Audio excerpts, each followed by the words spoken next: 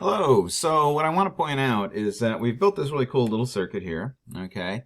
And what we've actually built is something called a voltage divider, which is uses two resistance values. This one's fixed, this one's variable. They could both be fixed, and I would end up dividing the voltage with a very calculable way, and I can show you that equation. But by doing so, I have a circuit that allows me to measure that change in resistance, which we've already seen.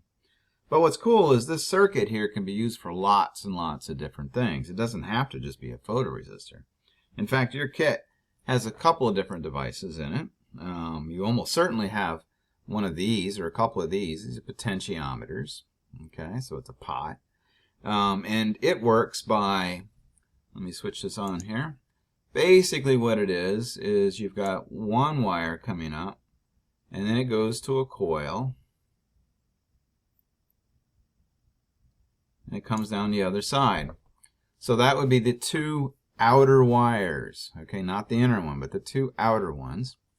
And those two outers are essentially one long fixed resistor. So it has a resistance. If I measure between here and here, I will get a known value, a fixed value. It doesn't change. That center pin actually connects physically to a rod that is riding on this coil. All right, so if my electrons come in here and they zip through a little bit of this, they can escape, take the easy way out, and run down here. So this is going to be, between here and here, is going to be a much less resistance than between here and here, because I've given them an escape path. If I turn the knob, okay, and I put it over here, well, now the electrons have to go all the way over here, and then they can escape. But that's still less than going the whole way. So this is going to have, this one here is going to have more resistance than this one, but less than the entire path. So that's what's happening, is when you turn the knob, you're actually moving this contact point, and you're giving it an escape. Now, you always have to use the center pin. I will say that it's up to you as a designer. Let's say you're building a stereo and you want to make it with an old-fashioned knob that turns up and up the volume. Do you want it to be turn up going this way, or do you want it to turn up going this way? That's up to you as the designer. If you want to make it so it goes louder and louder turning clockwise, well, then you probably want to go, I have to think about it for a second. I want to have my lowest resistance. So what I would probably do is I want to use this one and this one, because if I turn the knob all the way clockwise, then essentially it's making a direct connection across and there's zero resistance. Okay? But likewise, if I was measuring it from here to here, that would be the highest resistance. So in summary, on a potentiometer, for the circuits that we're going to be doing, you need to always use the center pin and either of the outer pins. It doesn't matter necessarily which one. It's just going to make it get more or less resistance depending on which way you turn the knob. So the other device that's in here that I think everybody has is this little itty bitty thing. It's called a thermistor. It's really small, two long spindly wires on it. It's so small because it has to be able to lose its heat very fast. It has a very, very small thermal mass.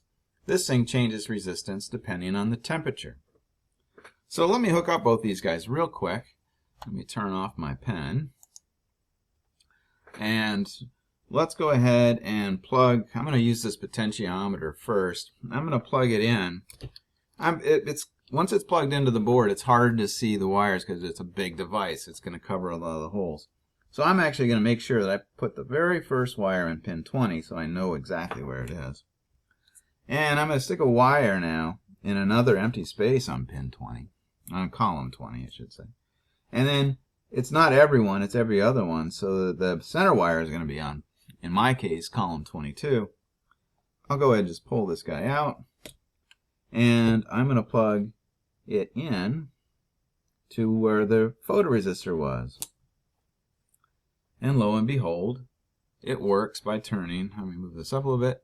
You turn the knob, and of course it changes. And I should take a look at the, let's print the data, and we can make it go exactly the way we expect it to. And load this up. And we'll take a look at the data. So this thing goes from a low of 0 to a high of 508. So therefore I would change, if I want it to be a good scale, I would go from 0 to, I'll say 510. Well, I'll put in the value we get. 508, and I compile it. And I should get a nice response. Actually, let me go ahead and get rid of this LED data. No, we'll get rid of the print data one, because it'll be smoother.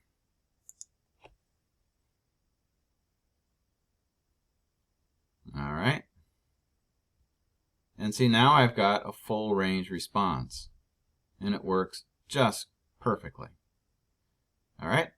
So let me show you the next device. Let me get this out of the way. Let's pull this guy. We can just pull these wires. I'm going to go ahead and put in this itty bitty thermistor. I'm going to put it exactly where the photoresistor was. Same column, same wire, all the way to ground. Now let's take a look at its data. We need to print data so we can see what it measures. And I assume right now we're at room temperature. So at room temperature, I'm getting a value of about 500 and, well, it's actually because I touched it, so it's still probably cooling down or warming up, one or the other. Let me go ahead and, so let's go about 525. We're going to be quick about this. And if I put my hands on it, you can see we can get down pretty quick. So I go all the way down to, I'm going to say 400, because I imagine if I wait there for a little bit. So it goes from 400 to 525. So we'll change that. We'll change that. We'll comment out the print data. We'll upload it. In fact, we can close this then. And now what we should have is a digital thermometer that works on my LED graph.